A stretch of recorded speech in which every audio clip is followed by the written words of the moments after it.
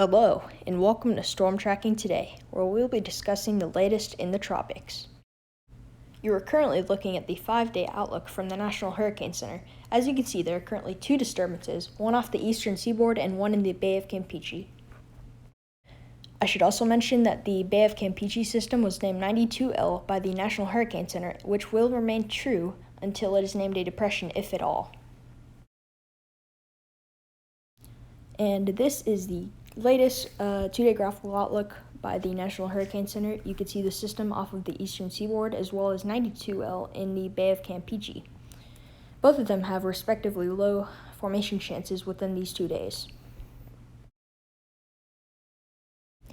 This next graphic is the GFS's 12Z run, which is showing vorticity or spin in the atmosphere about 4,000 feet up. And as you can see, the GFS run still shows a relatively disheveled storm all the way up until landfall, which has been the trend for the past few days. And turning our eyes to the European model, we can see that just like yesterday, it is still showing a weak and messy storm. This is the Canadian GEM model, which shows precipitable water. You can see that similar to yesterday, it shows a lopsided weak storm moving into the Gulf before striking central Louisiana. I did decide to show the total precipitable water as shown by the GFS, and you can see that in local amounts, especially in central Louisiana, amounts of up to 10 inches are possible, which could indicate the possibility for flooding or maybe even flash flooding, especially because of the large amount of rainfall that they have received in the past month. Another feature of the GFS is the ability to look out at forecasted 10-meter wind speeds, and as you can see, in some local spots, the GFS is calling for a 40 to 50 knot high-end tropical storm. Once a system is named an INVEST, which in this case INVEST 92L was, you start getting the spaghetti model guidance as well as the intensity guidance. And what we're looking at right here is intensity guidance. And what we do see is that about 60 to 70% of the models actually do take it to tropical storm status. So these are the spaghetti models, which is the combined collection of the forecasting models that do pick up on this somewhat developing.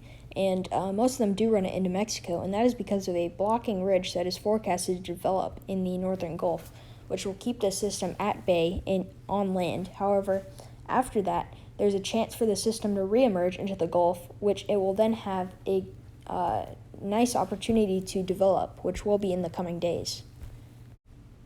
Alright, so what we're going to look at now are the key factors for tropical cyclogenesis in the Gulf of Mexico, as well as the limiting factors, if any. First and foremost, these are the current sea surface temperatures in the Gulf of Mexico, and as you can see, the Gulf is relatively toasty. In the Bay of Campeche, some temperatures are upwards of 29 degrees Celsius, or about 85 degrees Fahrenheit.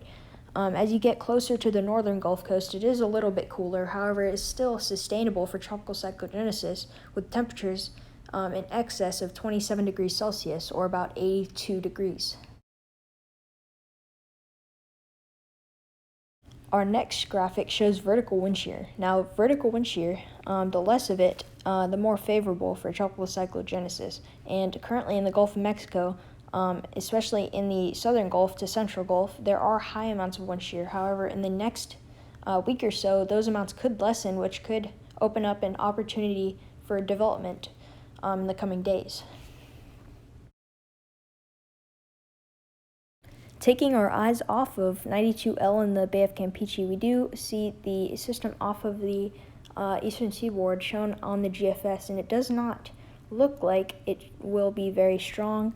It may briefly develop into a depression. However, that's not very likely, as unfavorable conditions are located around the area of development. The European also shows a very similar situation as the GFS, with a broken up, very short-lived system, which also would not likely develop into a depression. However, I did see some other graphics which do show a high chance of development into a depression from the European model. I don't know where that came from, but it does not look like this system will develop off of the eastern seaboard. These are the current sea surface temperature anomalies across the globe. This right here shows the current sea surface temperature anomalies across the equatorial Pacific, and you can see that across the equatorial Pacific, aside from off the coast of the Baja Peninsula, you do see relatively above average temperatures, especially once you get closer to the Mexican coast. But what we're focusing on is the equatorial Pacific, which does show neutral to above average temperatures. However, like I said yesterday, that could change because of this. Now, this is a graphic which shows the temperatures of the ocean below the surface, and as you can see, some upwelling is starting to occur across the equatorial Pacific off to the right of the graphic, and if that does continue, then we could be looking at more La Nina-like conditions, which could dictate how our Atlantic hurricane season goes. Here is the current Atlantic sea surface temperature anomalies, and as you can see in the Gulf of Mexico, they are about a degree Celsius above the long-term average. Looking off the eastern seaboard and in the subtropics, it is about a degree to 2 degrees above average in Celsius. In the main development region, it is about neutral, as well as in the Caribbean, where it is about average to the normal this time of year.